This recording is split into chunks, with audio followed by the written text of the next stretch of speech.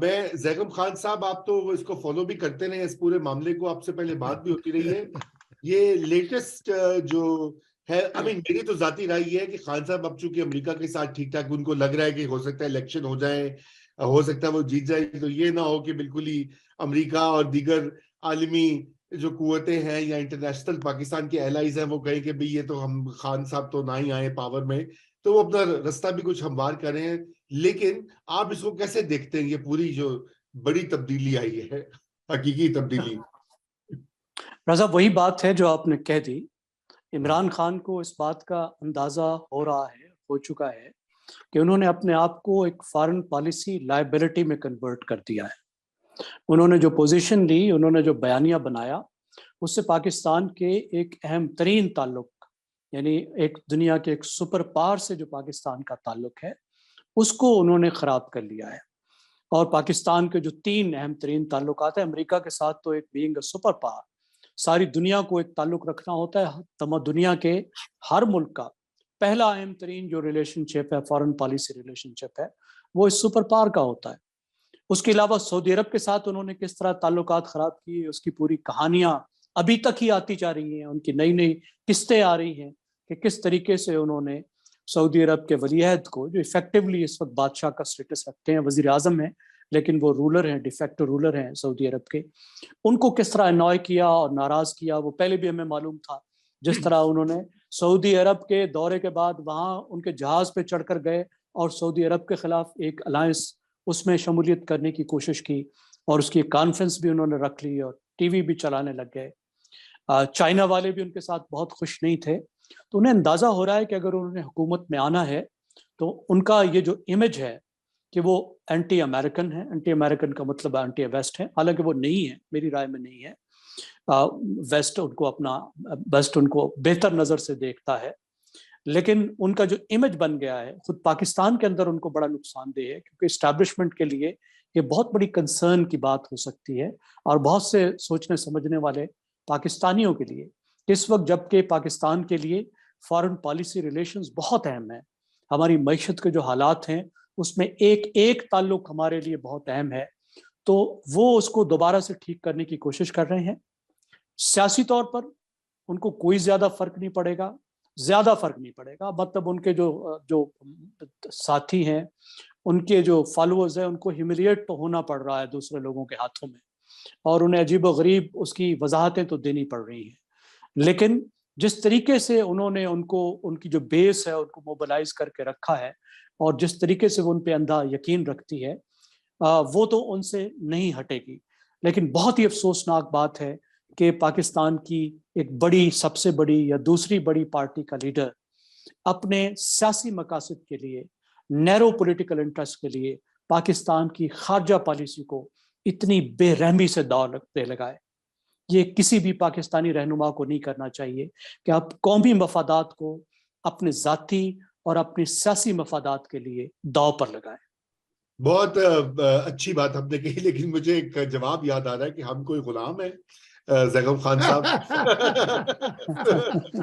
اچھا مہاراج، مجھے تو زیادہ سولنکی صاحب آپ بھی کامنٹ دیجئے. مجھے تو زیادہ افسوس ان کا ہے وہ یوٹیوبرز جنہوں نے کہا تھا کہ بائیڈن نے گھٹنے ٹیک لیے، امریکہ ڈر گیا، اسرائیل جو ہے وہ بھاگ گیا خان صاحب کی ان بیانات کی وجہ سے. تو وہ ان کا کیا ہوگا؟ جی سولنکی صاحب اپنا کامنٹ دیجئے، پھر ہم ذرا پروگرام کو ریپ اپ کی طرف جاتے ہیں. جی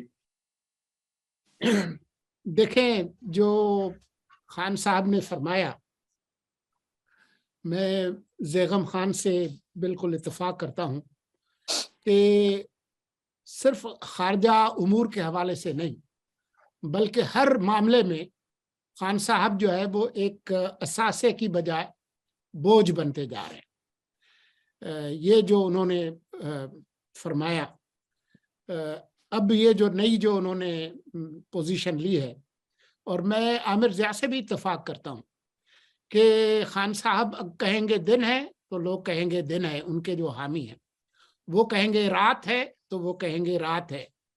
دسمبر کی سردی میں وہ کہیں گے کہ آم پکنے کا موسم آ گیا ہے، تو وہ سر ہلا کے کہیں گے بالکل جی، میں تو چاہتا ہوں کہ اے سی چلائیں کمرے میں، گرمی بہت بڑھ گئی ہے. تو یہ بات بالکل درست فرما رہے ہیں مجھے جس پر حیرانی ہے وہ یہ ہے کہ ان کی اس پوزیشن کا جس طرح سے دفاع کیا عامر ضیاء نے، مجھے لگتا ہے کہ وہ فرقہ عمرانیہ جو ہر چیز پہ ہاں ملاتا ہے، مجھے لگتا ہے کہ ڈر یہ ہے کہ عامر ضیاء بھی اس فرقہ عمرانیہ میں عامر ضیاء نہیں ہے، عامر ضیاء جو ہے وہ ہاں، لیکن میں آگے میں چاہتا ہوں جو رائٹ آف رپلائی ہے وہ عامر ضیاء کو ملنا چاہیے، کیونکہ میں نے اگر ان کی شان میں گستاخی کی ہے.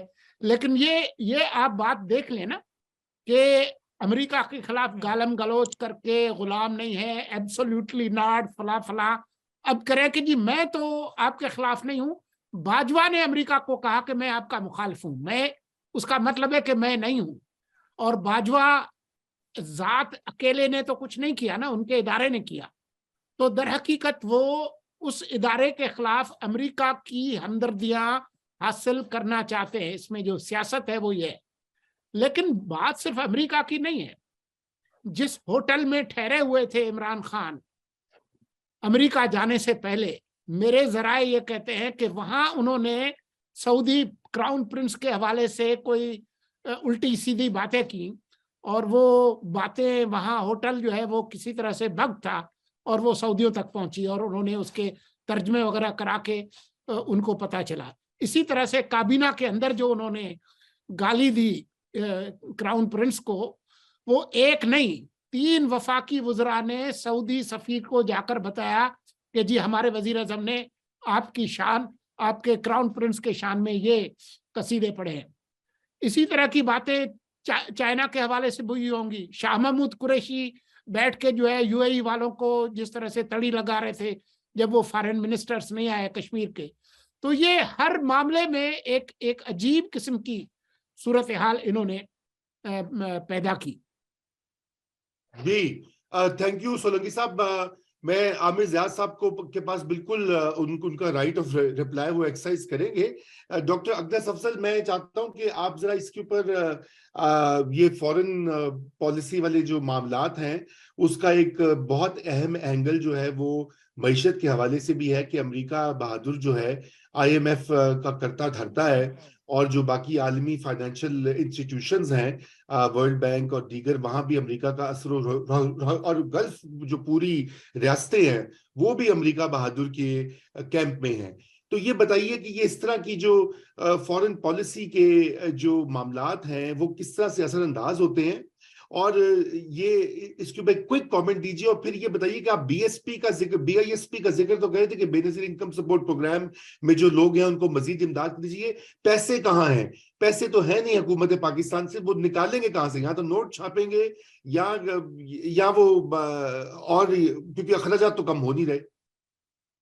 جی بہت شکریہ، آپ میری طرف آئے. دیکھیں جو آپ ابھی بات کر رہے تھے عمران خان صاحب کی پولیٹیکل پارٹی کی، اور جو وہ میسیجنگ کرتے ہیں، میرا خیال ہے ان کی میسیجنگ بڑی انٹرسٹنگ ہوتی ہے. وہ ایک لائک اے کمیلین، وہ اپنا میسج چینج کرتے ہیں ڈپینڈنگ آن کہ کس میسج کی ٹریکشن زیادہ عوام کو ملتی ہے. کبھی کبھار وہ لیفٹ رائٹ اسپیکٹرم کے میسج کی بات کرتے ہیں، کبھی وہ اینٹی امریکنزم کی سگنلنگ کرتے ہیں، کبھی وہ سول ملٹری کی سگنلنگ کرتے ہیں. تو آئی تھنک کہ وہ یہ جو سگنلنگ ہے یہ بہت انٹرسٹنگ سگنلنگ ہوتی ہے ان کی طرف سے. یہ there is a method to the madness in other words.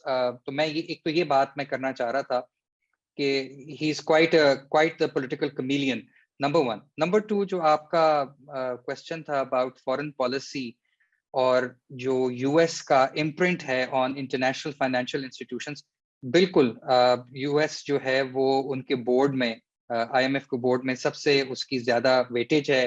World bank کی بھی فنڈنگ کے اندر یو ایس کا ایک اثر و رسوخ ہے.